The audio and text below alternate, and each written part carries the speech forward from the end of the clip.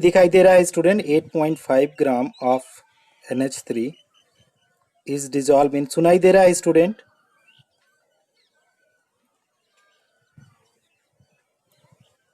Student सुनाई दे रहा है आप लोगों को?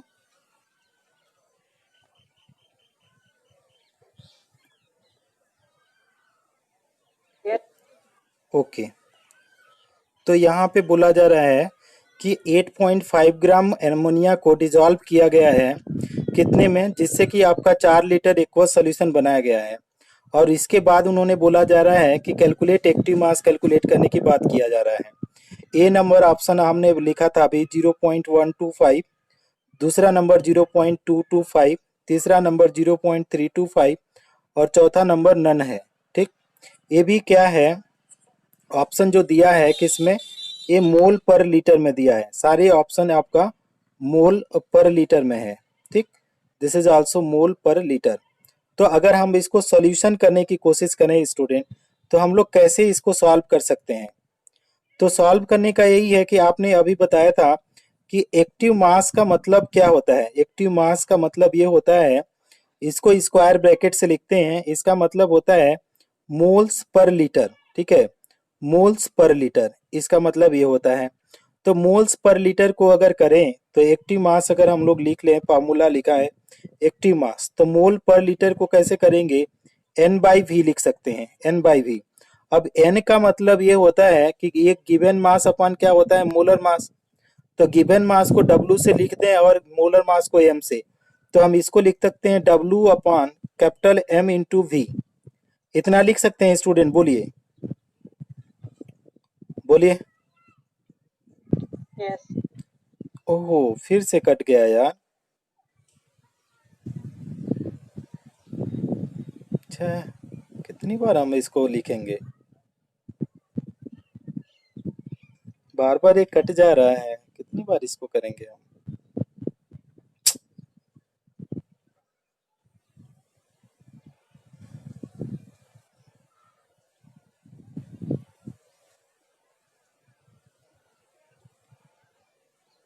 बार बार ये कट जा रहा है बेटा, ये क्या करूं? किसी ने स्क्रीनशॉट लिया होगा वो भेज देगा। तो हमारे पास जो फॉर्मूला बन के आया था आपका एक्टिव मास के लिए, हम दोबारा देख लेते हैं। एक्टिव मास के लिए जो फॉर्मूला आया था कि W/M इंटू वी आया था। W का मास जो हमारे क्वेश्चन में दिया था 8.5 ग्राम, और अमोनिया के लिए मोलर मास अगर लिखेंगे तो ये 17 आता है। अब मल्टीप्लाई बाई जो वॉल्यूम लिया था 4 लीटर 4। तो अगर इसको अगर सॉल्व आप लोग करते हैं तो कितना आएगा, 0.125 मोल पर लीटर। ठीक, अगर किसी ने ऑप्शन इसका ए लिया तो होगा स्क्रीनशॉट, तो उसको समझ में आ गया होगा ये वाला ऑप्शन। देखिए किसी को समझ में आया है कि नहीं, बोलिए, कि फिर से लिखूं मैं क्वेश्चन को? क्योंकि उन्होंने बोला कि 8.5 ग्राम को NH3 को 4 लीटर में डिजॉल्व किया है, 4 लीटर में। ठीक, तो आपका पूछा जा रहा है एक्टिव मास। तो एक्टिव मास के लिए फॉर्मूला तो हमने डिराइव किया ही है, W/M इंटू भी। तो उसका जो हमारे पास जो आंसर आया है 0.125 मोल पर लीटर। देखिए समझ में आ रहा है कि नहीं, बोलो यस। अगर समझ में आया तो बोलिए यस, या नहीं समझ में आया तो ही बोलिए नो। यस। ओके, अच्छा, एक और क्वेश्चन लिखते हैं। क्वेश्चन इसको भी देखिए, इजी क्वेश्चन मैं लिख रहा हूँ। क्या बोला जा रहा है, what is the active mass of, what is the active mass of, किसके लिए बोला जा रहा है, ऑफ 1 लीटर, किसका, 1 litre of nitrogen gas. Nitrogen gas के 1 लीटर का क्या बोला जा रहा है, लेकिन एट NTP बोला जा रहा है। तो डियर स्टूडेंट, पहला चीज एक बात मान लीजिए, पहले चीज तो आप समझ लीजिए कि एट NTP अगर हम लोग नोट करके लिखवा रहे हैं, काफी ये यूजफुल है। अगर हम NTP की बात करें, एट NTP की बात करें, तो वॉल्यूम ऑफ कितना, 1 mole of any gas, volume of 1 mole of any gas कितना होता है, कोई बता दे तो? NTP और STP कोई भी ले लें तो 1 मोल गैस का वॉल्यूम कितना होता है, कोई स्टूडेंट बताएगा? 22.4 litre. Thank you so much. तो अगर इसी में अगर हम लोग एक्टिव मास की बात करें, अगर एक्टिव मास की बात करें तो हम लोग क्या लिख सकते हैं, एक्टिव मास की बात करें तो आपका क्या होता है N/V। तो वॉल्यूम तो ये एनटीपी के कर दिया, मतलब 1 मोल बोल दिया। वॉल्यूम अगर लिखेंगे तो 22.4 लीटर करेंगे, तो इसका जो आंसर आएगा 0.0446। इसको सॉल्व करेंगे तो इतना आंसर आ रहा है मोल पर लीटर। तो 0.0446 मोल पर लीटर आएगा। देखिए आप लोग समझने की कोशिश करिए, क्या आपको समझ में आ रहा है ये? बोलिए स्टूडेंट, समझ में आया ये?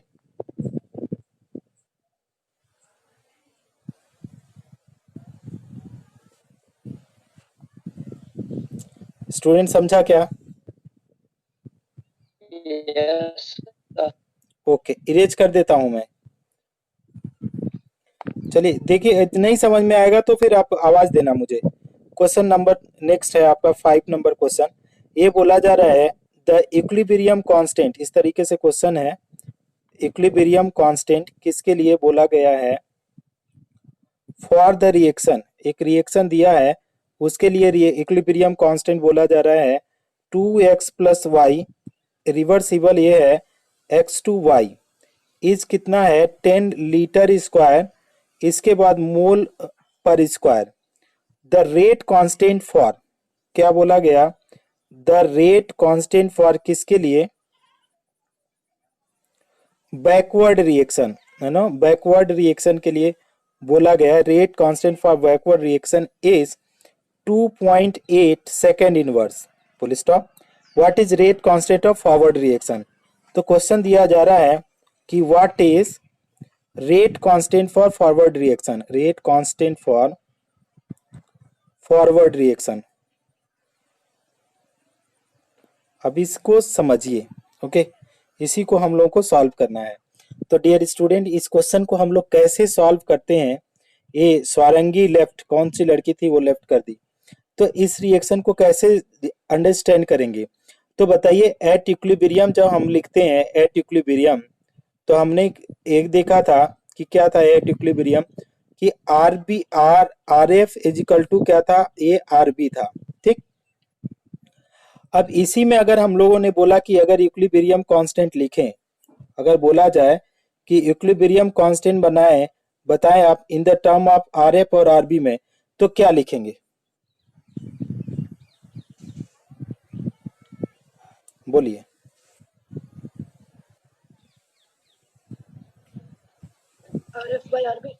Are F I R B. तो rate of forward reaction upon क्या है, रेट ऑफ बैकवर्ड रिएक्शन का जो रेशियो होता है वो केसी बोला जाता है। अब इसी रिएक्शन में देखिए कि आपका इक्विलिब्रियम कांस्टेंट क्या दिया है, केसी दिया है। फॉर दिस रिएक्शन इज कितना दिया है, 10 लीटर स्क्वायर मोल इनवर्स। तो यहाँ पे हम लोग 10 कर दिया। एंड क्या बोला है, and rate of backward reaction दिया है।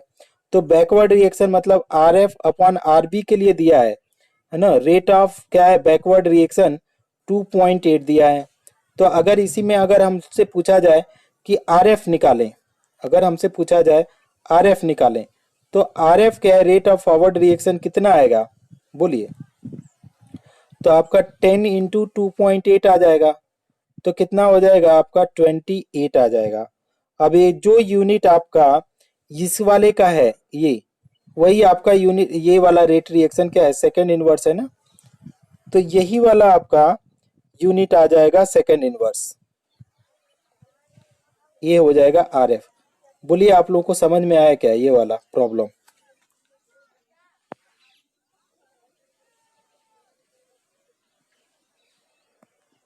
स्टूडेंट समझ में आया ये?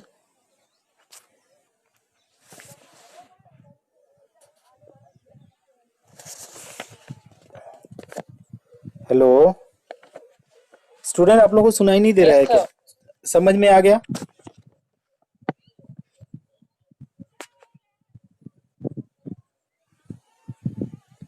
Yes sir.